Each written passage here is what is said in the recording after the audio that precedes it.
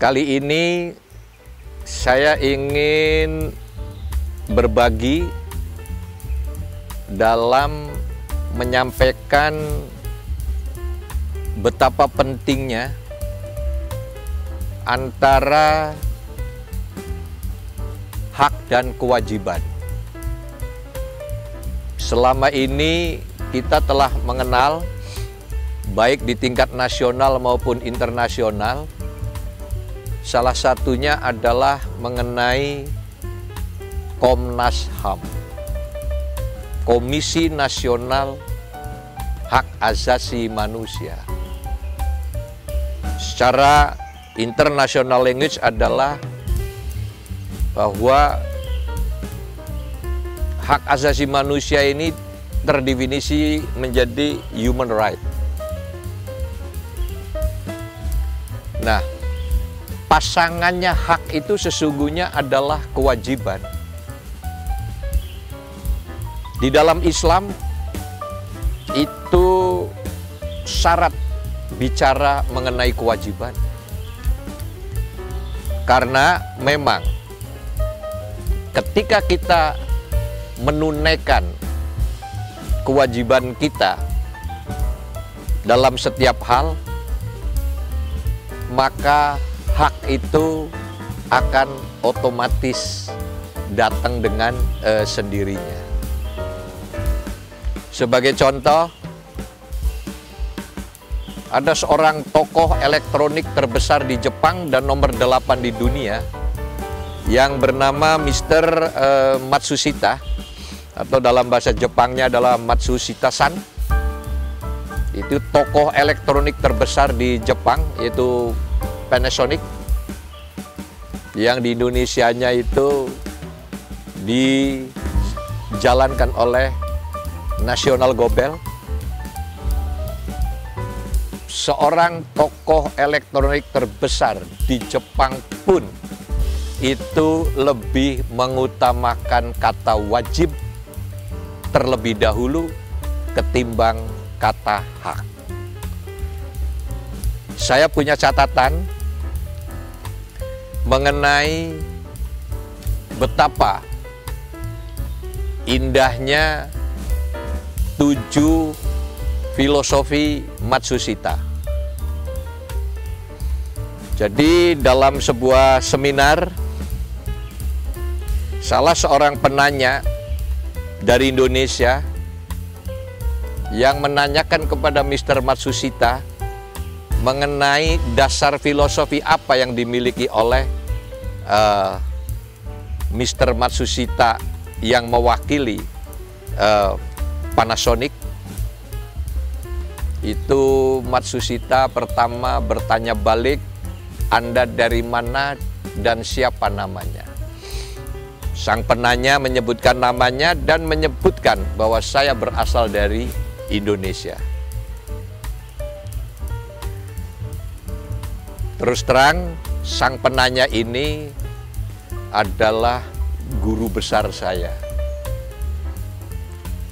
yang bernama Profesor Dr. Imaduddin Abdurrahim. Ketika Matsushita mengetahui bahwa sang penanya ini adalah seorang Indonesia, yang Matsushita tahu persis bahwa di Indonesia ada Pancasila, yaitu 5 filosofi dasar, maka Mr. Matsushita mengatakan bahwa di negeri Anda ada Pancasila, di perusahaan kami ada 7 sila. Terus sang penanya juga menanyakan lagi, apa aja itu yang disebut 7 sila? Matsushita kemudian menyampaikan mengenai 7 filosofi yang dimiliki oleh Panasonic, yang akhirnya terkenal dengan 7 filosofi Matsushita. Ini maaf saya tebelin.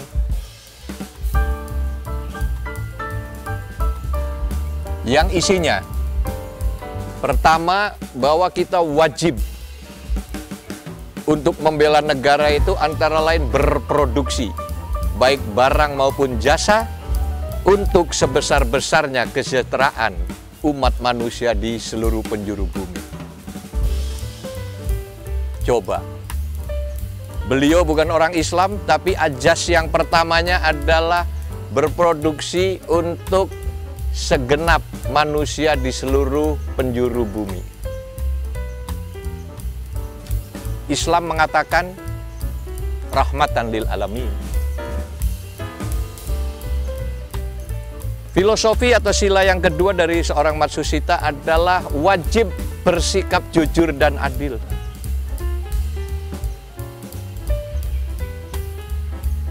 Dalam episode yang sebelumnya saya mengatakan ada sikap sidik, amanah, tabligh, fatonah, jujur, terpercaya, komunikatif, dan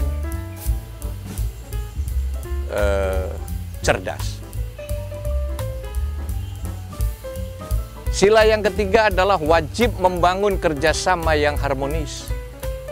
Artinya kita sebagai makhluk sosial tidak mungkin hidup sendirian.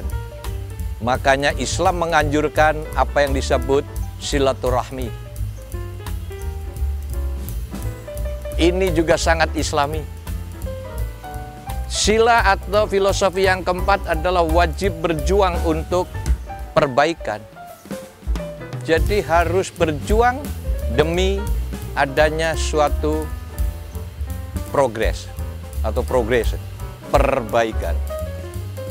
Bahwa nasib hari ini harus lebih baik dari kemarin dan besok harus lebih baik dari hari ini. Ini juga sangat Islami. Sila yang kelima adalah wajib bersikap ramah dan kesatria. Bertutur kata yang baik, berkata-kata dan berkalimat dengan tulisan-tulisan yang santun, dan juga harus bersifat kesatria. Kalau kita melakukan kesalahan atau kekeliruan, kita harus secara gentle menanggung resikonya. Makanya di Jepang, maaf, ada budaya yang namanya harakiri, ya kan? Itu sebetulnya adalah pengejawantahan makna dari kesatria yang keliru. Dan sekarang itu sudah dihilangkan dari budaya Jepang. Kemudian makna yang selanjutnya adalah wajib menyesuaikan dengan kemajuan zaman. Jadi kita harus sosok manusia yang adjustable, bisa menyesuaikan diri dengan kemajuan zaman sehingga kita tidak ketinggalan terhadap perkembangan dunia yang semakin hari semakin maju. Dan yang ketujuh, wajib berterima kasih ke segala pihak, baik terima kasih kepada Sang Pencipta maupun terima kasih terhadap sesama makhluk yang ada di seluruh penjuru bumi ini. Jadi saudaraku yang saya cintai dan saya hormati, ini luar biasa yang namanya 7 filosofi Matsusita ini. Dan walaupun beliau bukan seorang yang beragama Islam, tapi memiliki 7 silanya ini sungguh sangat Islami. Beliau sekarang sudah wafat dan perusahaannya tetap jaya dan berkibar karena filosofi ini terjaga dan terimplementir secara baik dan benar. Hari ini saya ingin menyampaikan 7 filosofi Matsusita ini. Kenapa? Karena ke-7 filosofi ini sungguh sangat amat penting untuk membangun sikap kita dalam hal berusaha atau berbisnis. Ketika seorang penanya menanyakan, "Wahai Mr. Matsusita, Anda sebagai seorang industriawan, Anda sebagai seorang bisnismen, kok landasannya sangat filosofis, yang tidak berbau dengan istilah-istilah ekonomi. Matsusita bertanya balik, apa yang dimaksud istilah bisnis dan ekonomi? Profit alias keuntungan. Matsusita dengan senyum menyampaikan bahwa profit atau keuntungan itu bukan urusan kita. Bahwa betul, setelah kita melakukan kegiatan industri, usaha, bisnis segala macam, karena kita telah menggunakan sumber daya alam, sumber daya manusia, dan sumber daya ilmu pengetahuan dan teknologi, pasti harus mendatangkan benefit atau profit. Yang itu pasti terjamin, karena itu sebagai kompensasi atau balik jasa dari sebuah sistem yang berlaku secara alam. Artinya apa?